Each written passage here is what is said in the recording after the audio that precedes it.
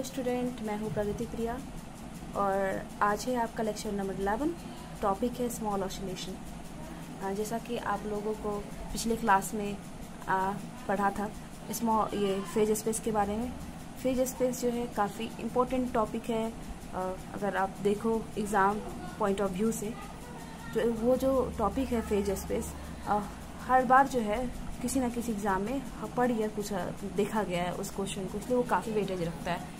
तो phase space जो हम लोग ने पिछले क्लास में पढ़ा था, वो अगर आपको समझ में नहीं आई होगी वीडियो, तो एक बार आप फिर से देख लो तो आपको क्लियर हो जाएगा वो वीडियो फेज स्पेस का। फेज स्पेस क्या होते हैं, हमने ग्राफ प्लॉट करना सीखा पोजीशन और मोमेंटम के बीच में, और उससे पहले हम लोगों ने सीखा कि इक्विलिब्रियम पॉइंट कैसे निकालते हैं। एंड उसके अबाउट हम लोग ने सीखा कि स्टेबल इक्विलिब्रियम पॉइंट क्या है, अनस्टेबल इक्विलिब्रियम पॉइंट क्या है, न्यूट्रल पॉइंट क्या है। एंड देन हम लोग ने सीखा कि कौन से रीजन अलाउड रीजन है और कौन से रीजन क्लासिकली फॉरबिडन रीजन है।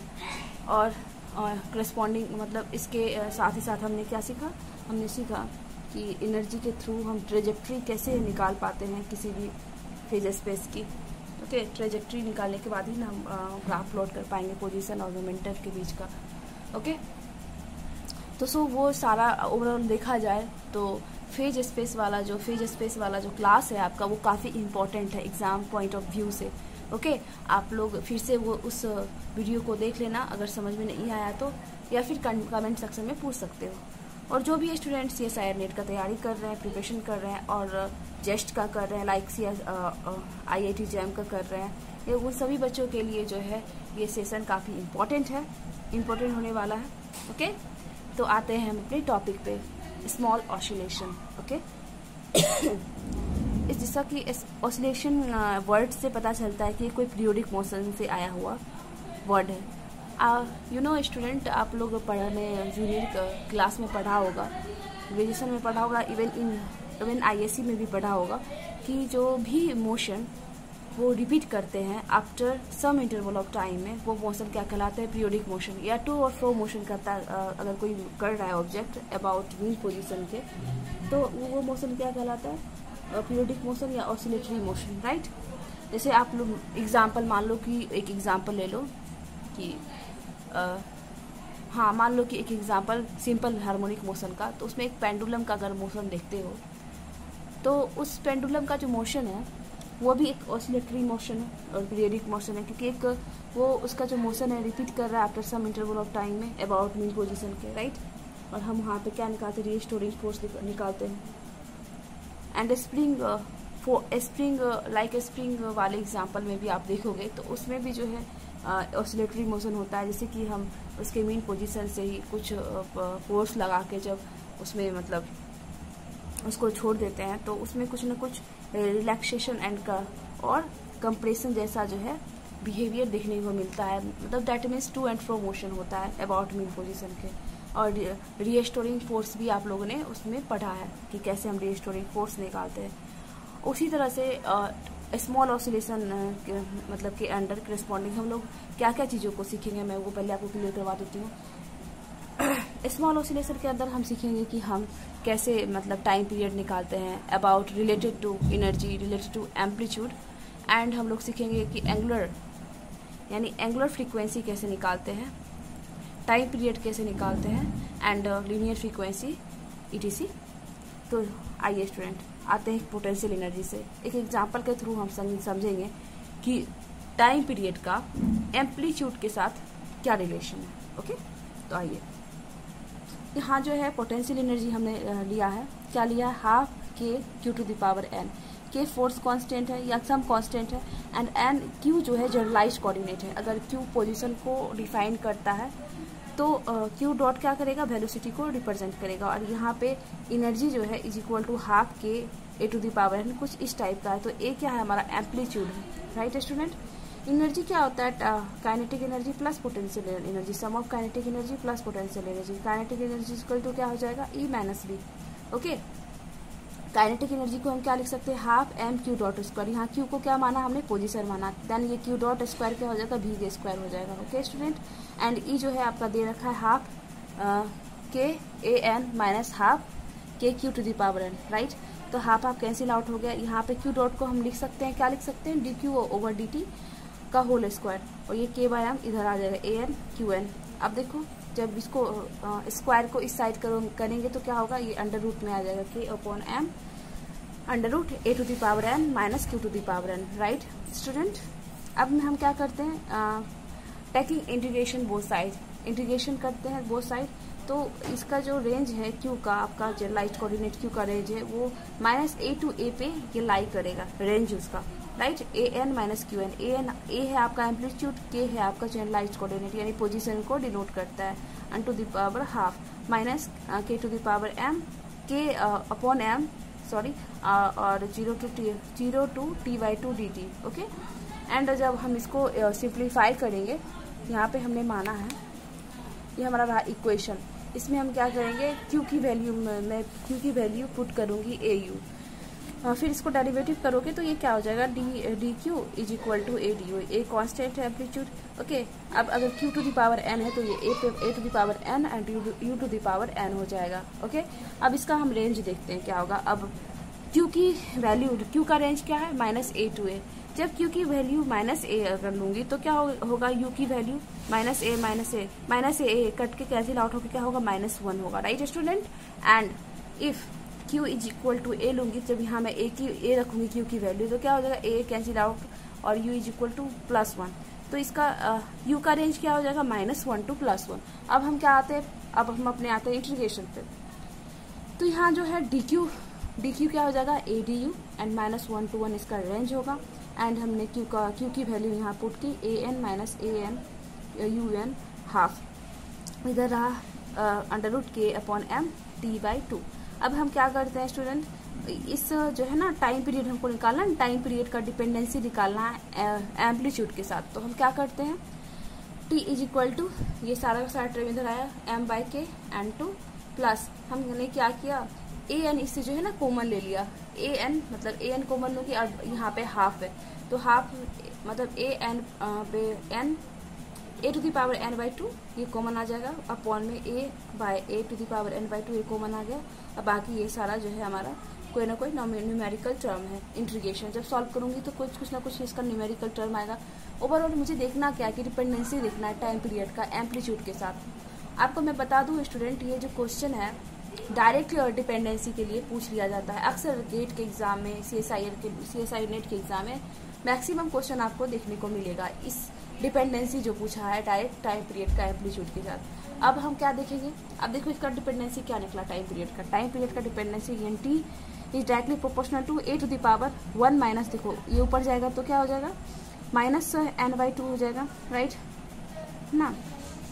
तो ये हो जाएगा 1 minus n/2 A to the power, ये पूरा पावर में फैक्टर। ओके स्टूडेंट, ये रहा टाइम पीरियड का मतलब कि एम्पलीट्यूड पे क्या डिपेंडेंसी है।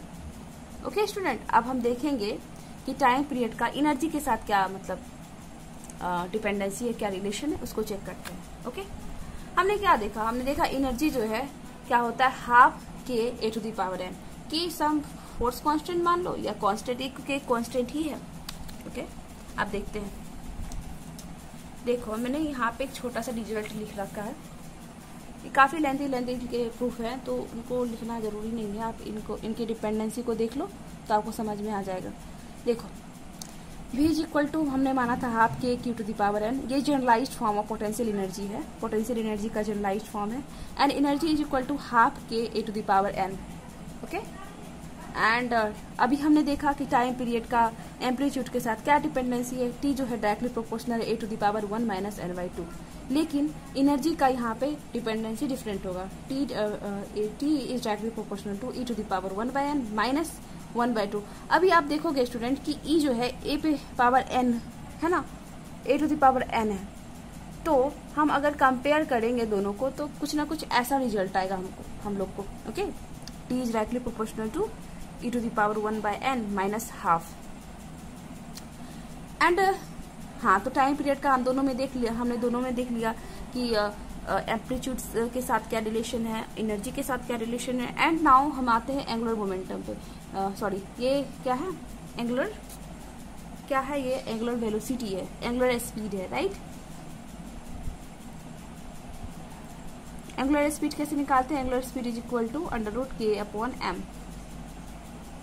के है हमारा फोर्स कांस्टेंट या स्प्रिंग कांस्टेंट मान लो या फिर सम कांस्टेंट मान लो, ये होता है, ये रिलेशन होता है। Okay, omega is equal to हम क्या लिख सकते हैं? Angular velocity is equal to 2πf। F है linear angular velocity. Okay, frequency है, सॉरी एफ क्या है? फ्रीक्वेंसी है स्टूडेंट, एंगुलर स्पीड है स्टूडेंट, एंड 2π इसका फैक्टर मल्टीप्लाई में। ओके, ये आपने रिलेशन पढ़ा होगा पिछले क्लास में, प्रीवियस ईयर के पिछले क्लास में हम लोग ने ये पढ़ा है। एफ इज इक्वल टू हम ये भी लिख सकते हैं, एफ इज इक्वल टू क्या हो जाएगा? जस्ट 2π को हमने इधर कर लिया, 2 ओमेगा अपॉन में 2π, and time period is equal to क्या होगा? 2π अपॉन में ओमेगा। अगर ओमेगा हम लोग निकाल लिए हैं तो हम टाइम पीरियड भी निकाल सकते हैं इजीली। एंड फ्रीक्वेंसी के साथ कैसा है? T is equal to 1/f। Okay, relation. अब हम एक एग्जाम्पल के थ्रू इसको और समझते हैं। ओके, देखो ये रहा example. A particle is 1D, मतलब कि 1 डायमेंशनल में है कोई particle, execute oscillatory motion in potential Vx equal to mod x। देखो यहाँ कोई पार्टिकल है 1D में और वो ऑसिलेटरी मोशन एग्जीक्यूट कर रहा है जिसमें पोटेंशियल एनर्जी दे रखा है Vx इक्वल टू x। आप अक्सर देखोगे कि मतलब जो भी है ना पोटेंशियल एनर्जी को जस्ट लाइक पोटेंशियल की तरह दिखाता है, लेकिन ये है पोटेंशियल एनर्जी, पोटेंशियल नहीं है, right. Where a is greater than 0 is a constant of appropriate dimension if the time period t of its oscillation depend on the total energy E as EA, then the value of A is what? तो यहाँ पे value of A पूछ रहा है time period का, है ना। Time period T of the oscillation depend on the total energy. तो टाइम पीरियड एनर्जी पे कैसे डिपेंडेंट है स्टूडेंट? हमने अभी जस्ट पढ़ा कैसे डिपेंडेंट है टाइम पीरियड एनर्जी पे। देखो टाइम पीरियड एनर्जी पे dependent T is directly proportional to e⁻1/n - 1/2। अब ये n कहाँ से आया? हम देखेंगे ये n जो है आप देखोगे कि पोटेंशियल एनर्जी जो दे रखा है उसके पावर q के पावर को, राइट। q कोई भी जनरलाइज कोऑर्डिनेट हो सकता है, यहाँ पे जनरलाइज कोऑर्डिनेट पोटेंशियल एनर्जी में x है। तो आप देखो कि यहाँ पे जो है ये पोटेंशियल एनर्जी है हमारा, है ना। देखो ये हमारा पोटेंशियल एनर्जी है। अब देखो कि कैसे डिपेंडेंस है। हमने देखा है कि पोटेंशियल एनर्जी जो है इस फॉर्म में हम लिख सकते हैं, जनरलाइज्ड फॉर्म में is directly proportional to x⁻n। यहाँ n का वैल्यू क्या है? 1 है ना। यही n की वैल्यू हम यहाँ पे यूज करेंगे। टाइम पीरियड का ये भी डिपेंडेंसी हमने देखा है कि एनर्जी के साथ कैसे डिपेंड करता है। t is directly proportional to e⁻1/n - 1/2। Okay, अब यहाँ n की वैल्यू 1 है तो 1 हमने पुट किया, 1 - 1/2 तो e⁻1/2। तो a की वैल्यू क्या आ गई? यहाँ पे e⁻a की वैल्यू पूछ रही थी, a की वैल्यू हमारी हाफ आ गई, राइट स्टूडेंट। अब हम दूसरे एग्जाम्पल को देखते हैं। प्रीवियस ईयर के क्वेश्चन को देखते हैं। 2-3 क्वेश्चन मैंने लेके आए हैं, 2-3 क्वेश्चन जो कि टाइम पीरियड का इसके साथ क्या डिपेंडेंसी है एनर्जी के साथ। ओके, देखो ये जो है ना CSIR नेट में आया है 2018 में, जून 2018 में ये क्वेश्चन आया है। ओके, देखो ये क्वेश्चन क्या कहता है। ए पार्टिकल्स मूव इन 1D यानी 1 dimensional potential 1 dimensional where potential energy is equal to ax⁶ where a is greater than 0 यानी पॉजिटिव कांस्टेंट है, is constant if the total energy of particle is E, it's time period in a periodic motion is proportional to. तो यहाँ पे energy के ही proportional पूछा गया था कि टाइम पीरियड जो है एनर्जी के कैसे प्रोपोर्शनल होगा, किस पावर पे होगा। तो हम लोग देख लेते हैं। पहले हम लोग को n निकालना n का वैल्यू। तो आप देखो ऐसे ये तो एनर्जी ऐसे भी निकलता है a क्या है? एम्पलीट्यूड है स्टूडेंट, समझे ना। लेकिन हमें निकालना क्या है? हमें निकालना है टाइम पीरियड एनर्जी का जो है, टाइम पीरियड का एनर्जी के साथ क्या डिपेंडेंसी है। ओके, वो देखेंगे। तो यहाँ पे हमारा पोटेंशियल एनर्जी दे रखा है Vx is equal to ax⁶। अब यहाँ पे n की वैल्यू क्या होगी? n की वैल्यू 6 होगी ना, क्योंकि ये जनरल फॉर्म है। अब हम यहाँ क्या करेंगे? ये फॉर्मूला होता है t time period is directly proportional to e⁻1/n - 1/2। तो n की वैल्यू मैं यहाँ पुट करूँगी तो 1/6 - 1/2, तो ये हो जाएगा आपका LCM लोगे तो 6, यहाँ 1 - 3, तो यहाँ पे -2/6, तो कट के 1/3 हो जाएगा। यानी टाइम पीरियड का एनर्जी से क्या डिपेंडेंसी है? t is directly proportional to e⁻−1/3। तो ये हमारा निकल गया आंसर, जो कि प्रीवियस ईयर क्वेश्चन में पूछा था। पता कितना ईजिली सॉल्व हो गया। 2018 में पूछा था ये क्वेश्चन। अब सेकेंड देखो, ये क्वेश्चन है, ये क्वेश्चन क्या कहता है। थर्ड क्वेश्चन होगा स्टूडेंट ये हमारा। यहाँ ये भी क्वेश्चन CSIR नीट में आए हैं 2017 जून 2017 में क्वेश्चन ये पूछा गया है। देखो क्वेश्चन क्या कहता है स्टूडेंट, ये देखो यहाँ पे क्वेश्चन का मोड चेंज कर दिया गया है। The energy of 1D system governed by Lagrangian. This Lagrangian क्या होता है, T माइनस बी यानी kinetic energy minus potential energy, where K and N are two positive constant, the time period of oscillation to satisfy. यहाँ देखो 4 option दे रखे A B C D। Okay, यहाँ पूछा जा रहा है कि अब देखो यहाँ सारे में क्या है, एनर्जी है, एनर्जी की डिपेंडेंसी एंड K की डिपेंडेंसी। तो हम लोग ने क्या पढ़ा है, इन एनर्जी की डिपेंडेंसी पढ़े हैं, तो एनर्जी का डिपेंडेंसी निकाल लेते हैं। और लैग्रेंजियन के बारे में भी हम लोग ने पढ़ा है कि लैग्रेंजियन क्या होता है, लैग्रेंजियन होता है डिफरेंस होता है kinetic energy minus potential energy का। तो ये भी जो होगा हमारा पोटेंशियल एनर्जी होगा, जैसे कि आपका लैग्रेंजियन दे रखा है half mx dot square minus half kx square kx to the power 2n। तो हमारा ये हो जाएगा पोटेंशियल एनर्जी। तो पोटेंशियल एनर्जी को हमने लिख लिया। फिर हमें n देख लेंगे कि हमारा n क्या आ रहा है। तो हम n डैश ही मान लिए, तो n डैश हमारा 2n आ रहा है, राइट। तो डिपेंडेंसी देख लो कि t टाइम पीरियड का एनर्जी के साथ क्या है, t is directly proportional to e to the power 1/n minus half. n dash मान लिया तो यहाँ 1/2n हो जाएगा। t is directly proportional to e to the power 1/2n minus half. And जो इसको जब सिंप्लीफाई करूँगी तो क्या आ जाएगा 2n एंड यहाँ पे 1 minus n। Student t is directly proportional to e to the power 1 minus n 2n। तो डिपेंडेंसी हमारा ये निकल गया। आप देखो ऑप्शन में कि ऐसा कोई भी ऑप्शन मैच कर रहा है, देखो ये तो नहीं कर रहा है, ये तो नहीं कर रहा। अब ये देखो यहाँ पे k to the power 1/n है, e to the power 1 minus n 2n। तो ये जो है ना हमारा तो मैच कर रहा है, ये आया। अब देख लेते हैं नेक्स्ट ऑप्शन में है भी कि नहीं। नेक्स्ट ऑप्शन में तो नहीं है, ना इसमें है, इसलिए ये हमारा ऑप्शन सही होगा, करेक्ट होगा। ओके स्टूडेंट, अब हम लोग हाँ यहाँ पे देखो ये क्वेश्चन जो है टाइम पीरियड का एम्पलीट्यूड के साथ क्या डिपेंडेंसी है, एक क्वेश्चन ये भी देख लो। ये 2019 में आया है क्वेश्चन, ये CSIR नीट का ही है। CSIR नीट 2019 में ये क्वेश्चन पूछा गया है जून 2019 में, नीट GRF का CSIR नीट। तो देखो क्वेश्चन क्या करता है student, a particle move in 1D in the potential Vx kx to the power 4 where k is greater than 0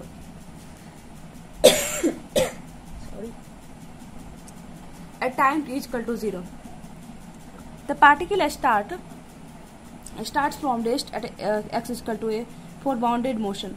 The time period of motion is, तो यहाँ पे टाइम पीरियड बोल रहा है कि टाइम पीरियड क्या होगा उस मोशन का, किसके प्रोपोर्शनल होगा। यहाँ पे एम्पलीट्यूड दे रखा है सिंपली, ठीक है। तो हम जानते हैं, देखिए पोटेंशियल एनर्जी दे रखा है kx to the power 4, n की वैल्यू 4 है। देन आप देखा है कि आपने देखा कि टाइम पीरियड का एम्पलीट्यूड के साथ क्या रिलेशन है, t is directly proportional to a to the power 1 minus n/2। तो n की वैल्यू 4 है, 4/2, तो 1 माइनस 2 इज इक्वल टू -1। तो t जो है डायरेक्टली प्रोपोर्शनल टू है a टू द पावर -1 के, यानी इनवर्सली प्रोपोर्शनल है एम्पलीट्यूड के, राइट, टाइम पीरियड।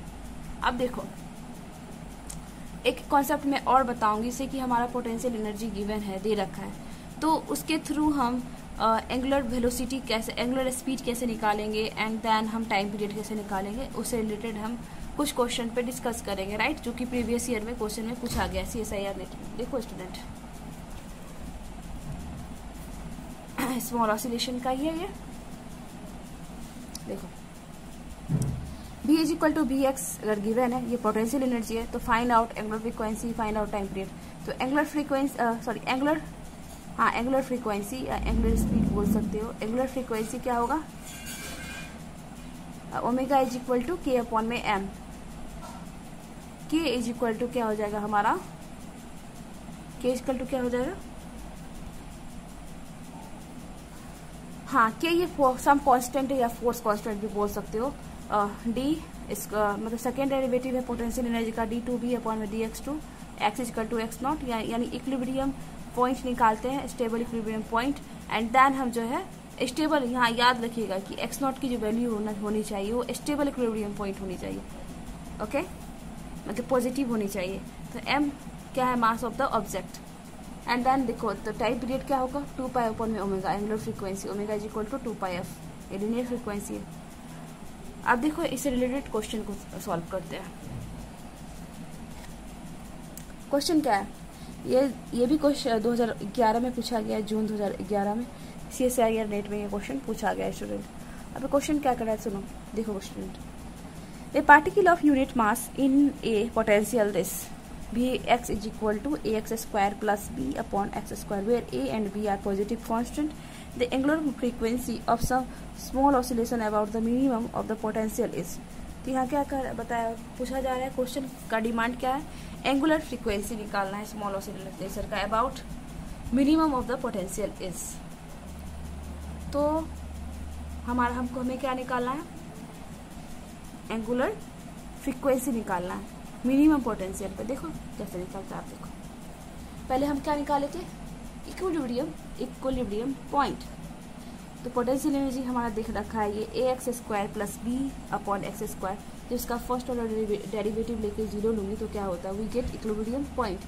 तो देखो ये हो जाएगा 2ax minus 2b X Q is equal to 0। Then इसको सिंप्लीफाई में करूँगी तो क्या होगा, हाँ ये 2 कैंसिल आउट हो जाएगा and ax to the power 4 is equal to b x to the power 4 is equal to b by A. तो x की वैल्यू क्या आ गई, b by A to the power 1/4। अब मैं यहाँ पे वैल्यू पुट करूँगी, पहले सेकेंड ऑर्डर मतलब डेरिवेटिव लूँगी पोटेंशियल एनर्जी का x के रिस्पेक्ट में, तो क्या हो जाएगा इसका, फिर सेकेंड ऑर्डर डेरिवेटिव करूँगी तो क्या होगा, ये हो जाएगा 2a माइनस ये माइनस माइनस प्लस यानी 6b x to the power 4, ये हो जाएगा स्टूडेंट। एंड फिर हम यहाँ पे x की वैल्यू अगर b by A to the power 1/4 put करती हूँ तो क्या आता है 2a plus 6b x to the power 4 है, तो 4 कैंसिल आउट हो जाएगा 1/4 के साथ 4। एंड यहाँ पे a बाई b होगा क्योंकि अब रेसिप्रोकल में है ना, x कैंसिल आउट होने के बाद 2a प्लस 6 यानी 8 है। k की वैल्यू 8a आ गई। तो एंगुलर फ्रीक्वेंसी क्या हम कैसे निकालेंगे, k अपॉन में m, तो 8a अपॉन में m। तो हमारा जो है मास यूनिट मास है, इसलिए ओमेगा जो हो जाएगा आपका अंडर रूट 8a। ओके, इससे रिलेटेड और एक क्वेश्चन है स्टूडेंट,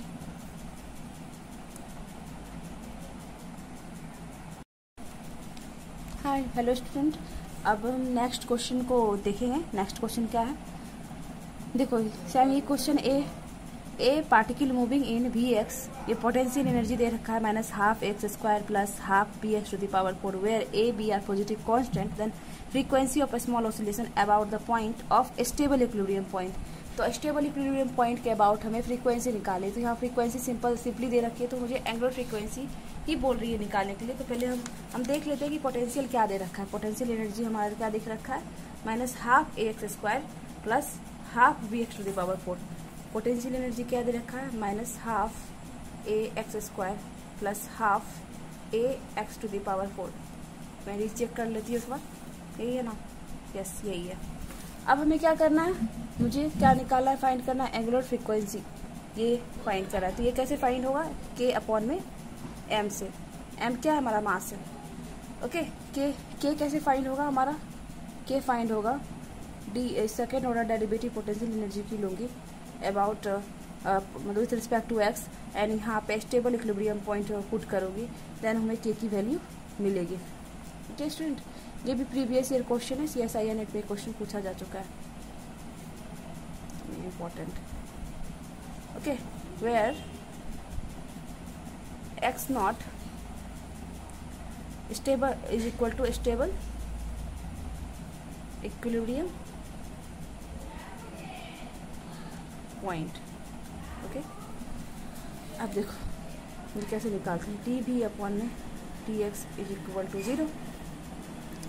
पहले ये करूँगी ना इक्विलिब्रियम पॉइंट फाइंड आउट करने के लिए। तो ये क्या हो जाएगा, जब मैं करूँगी D by D X upon में minus half A X square plus half A X to the power 4 is equal to 0। Then जब मैं इसको सॉल्व करूँगी तो क्या होगा, एक्स के रिस्पेक्ट डेरिवेटिव करूँगी तो माइनस हाफ ए ये 2x हो जाएगा एंड प्लस हाफ ए यानी 4x हो जाएगा, एक क्यू, ये 2 कैंसिल आउट, ये 2 तो ये कैंसिल आउट, तो यहाँ हो जाएगा इज इक्वल टू 0 है स्टूडेंट। ये आपका हो जाएगा minus A X plus 2 A X cube is equal to 0।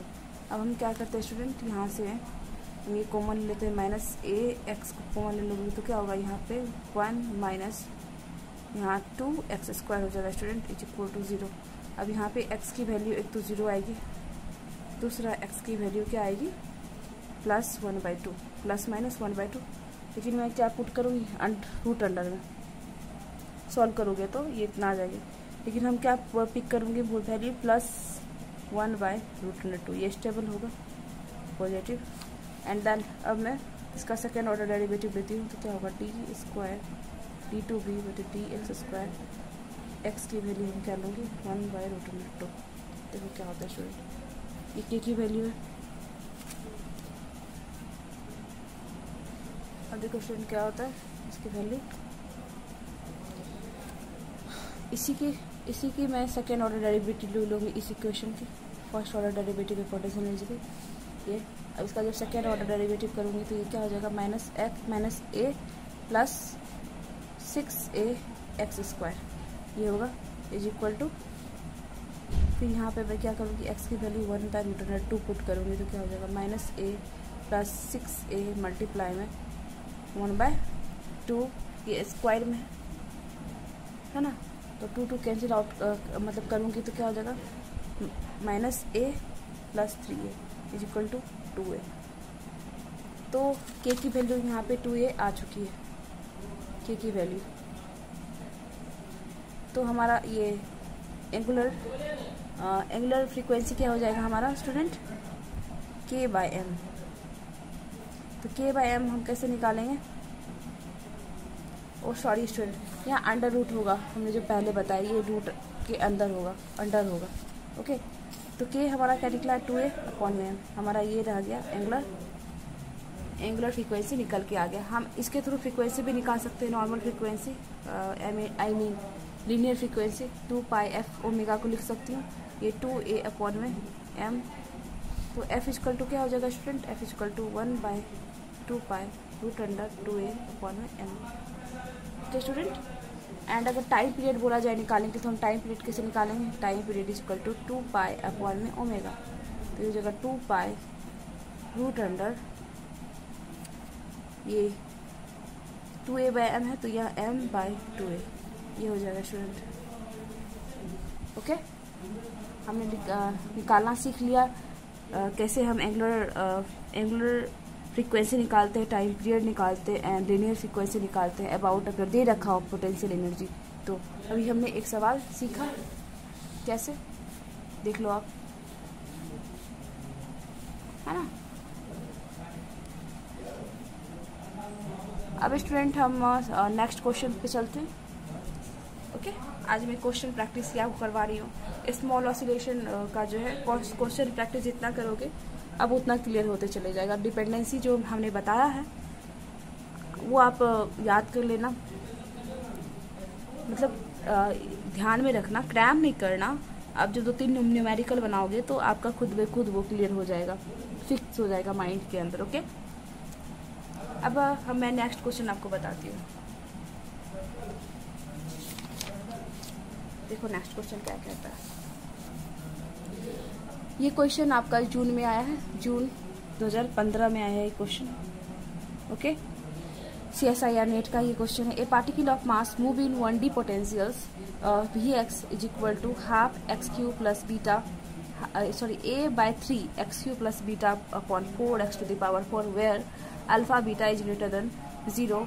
One of the equilibrium point is x is equal to 0, angular frequency of a small oscillation about the other equilibrium point।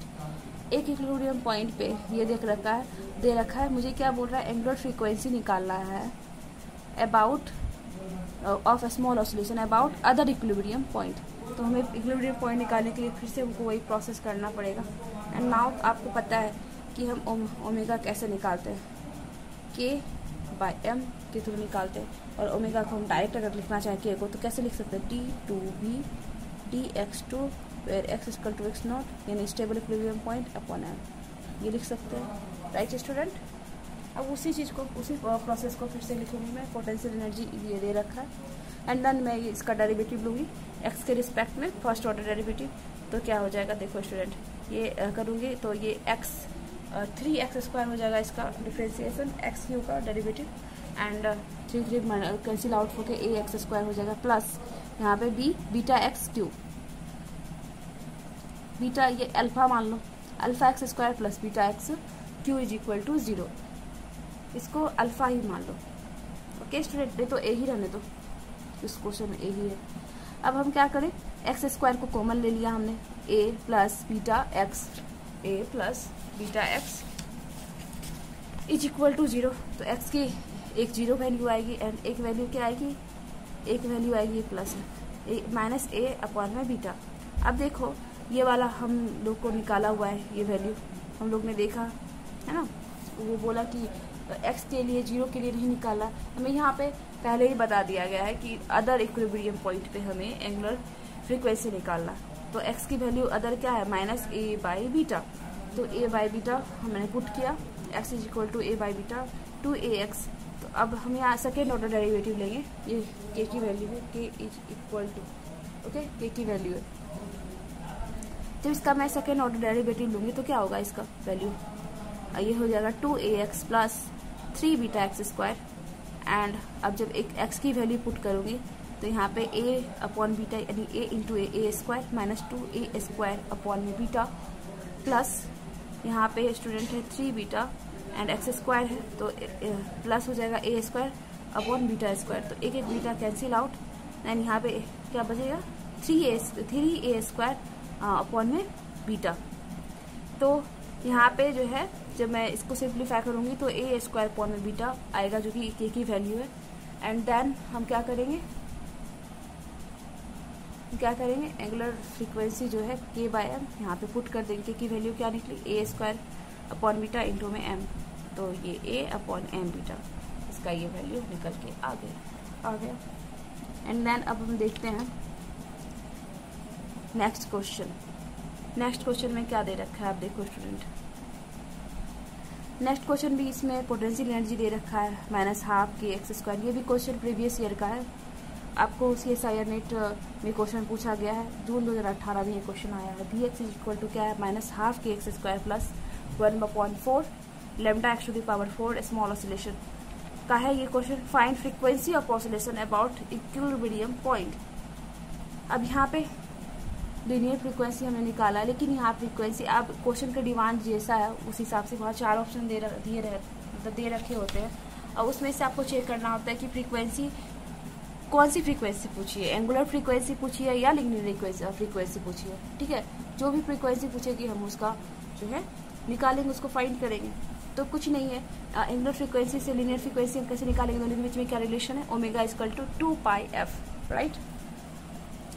तो उसी तरह से हमने क्या किया, first order derivative लेकर 0 किया, तो ये क्या हो जाएगा, ये है हमारा पोटेंशियल एनर्जी दे रखा -kx plus lambda x³ is equal to 0। And x जब कॉमन लूँगी तो -k plus lambda x² is equal to 0। x की वैल्यू 0 आई एंड x की वैल्यू क्या आई, प्लस माइनस k अपॉन में लैम्डा। ओके, अब मैं यहाँ पे वैल्यू पुट करूँगी x की, प्लस वाली वैल्यू डबल ऑर्डर डेरिवेटिव लेके, जब डबल ऑर्डर डेरिवेटिव लूँगी, अगेन डेरिवेटिव लूँगी इसका, तो क्या आएगा -k plus 3 lambda x²। Okay, -k।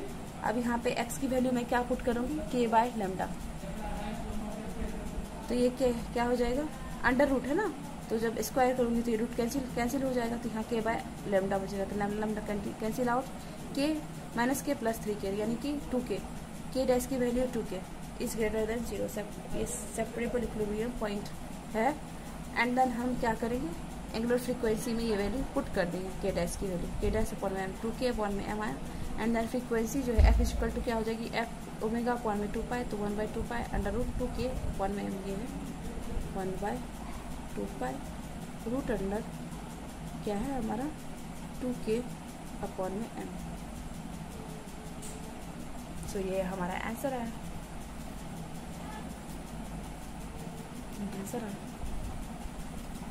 एक न्यूमेरिकल और है स्टूडेंट, अगर वो तो आप इसको ट्राई कीजिएगा पहले कि कैसे बनेगा ये न्यूमेरिकल। यहाँ पे ये भी क्वेश्चन 2023 में आया है, 2023 में दिसंबर में रिसेंट क्वेश्चन है। और आपको जो है ये CSIR नेट में ये प्रीवियस ईयर क्वेश्चन पूछा गया है 2023 में दिसंबर वाले अटेम्प्ट में। देखो m है unit mass small oscillation Vx दे रखा है ये 2a/x³ - 3β/x², where alpha and beta are positive constant, find time period of small oscillation. अब यहाँ पे टाइम पीरियड पूछा गया है, तो पहले हम ओमेगा निकालते हैं, देन टाइम पीरियड निकाल लेंगे, राइट। तो हम डायरेक्ट टाइम पीरियड भी निकाल लेंगे। टाइम पीरियड का क्या होता है फॉर्मूला, देखो आप T होता है 2π√m/k, और k क्या है, कि अभी आप second order derivative of potential energy about equilibrium point. हमने वही किया, हमने पहले निकाला इक्विलिब्रियम पॉइंट, यहाँ पे α/β निकला, फिर हमने क्या किया, फिर सेकेंड ऑर्डर डेरिवेटिव लिया, उसके बाद इसका वैल्यू इक्विलिब्रियम पॉइंट का वैल्यू पुट करने के बाद सिंप्लीफाई करने के बाद हमारा क्या वैल्यू निकला 6β⁵ α⁴ k की वैल्यू। दैन हमने टाइम पीरियड जो है क्या होता है, पहले हमने ओमेगा निकाल लिया तो कोई प्रॉब्लम नहीं, ओमेगा निकाला k/m, k की भी क्या वैल्यू है 6β⁵ α⁴ इंटू m अपॉन में है टाइम पीरियड का जगह 2π/α, जस्ट इसका अपोजिट α⁴ ये ऊपर आ जाएगा, ये नीचे आ जाएगा 6β⁵ एंड 2π। आई होप स्टूडेंट आपको ये जो है लेक्चर आपको बहुत इम्पोर्टेंट लगा होगा और समझ में भी आया होगा पूरी क्लास। अगर फिर भी अगर कोई भी डाउट अगर रह जाता है तो आप कमेंट सेक्शन में पूछ सकते हो। नेक्स्ट क्लास में मैं आपको पढ़ाऊँगी। नेक्स्ट क्लास में आप सीखोगे कि नॉर्मल मोड कैसे निकालते हैं, नॉर्मल फ्रीक्वेंसी कैसे निकालते हैं। कल का टॉपिक क्या रहेगा, नॉर्मल मोड और नॉर्मल फ्रीक्वेंसी। उसमें भी हम सीखेंगे कि काइनेटिक एनर्जी कैसे निकालते हैं, पोटेंशियल एनर्जी कैसे निकलता है। तो उसमें हम क्या मैट्रिक्स फॉर्म निकालते हैं, तो उसका दिनों का टाइम पीरियड, काइनेटिक एनर्जी का, पोटेंशियल एनर्जी का नाउ। उसके बाद हम लोग नॉर्मल मोड निकालते हैं, नॉर्मल फ्रीक्वेंसी निकालते हैं। तो ओवरऑल हम इन सब चीज़ों के बारे में कल की क्लास में पढ़ेंगे। आई होप आपको ये जो है सेशन बहुत अच्छा लगा होगा, इम्पॉर्टेंट लगा होगा, और ये है भी इम्पॉर्टेंट एग्ज़ाम के पॉइंट ऑफ व्यू से। सो स्टूडेंट, तो वीडियो को लाइक करें, सब्सक्राइब करें और दोस्तों के साथ ज़रूर शेयर करें। अगर कोई भी डाउट रह जाती है आपकी तो आप कमेंट सेक्शन में पूछ सकते हैं। तब तक के लिए till then happy and bye bye, have a good day, thank you.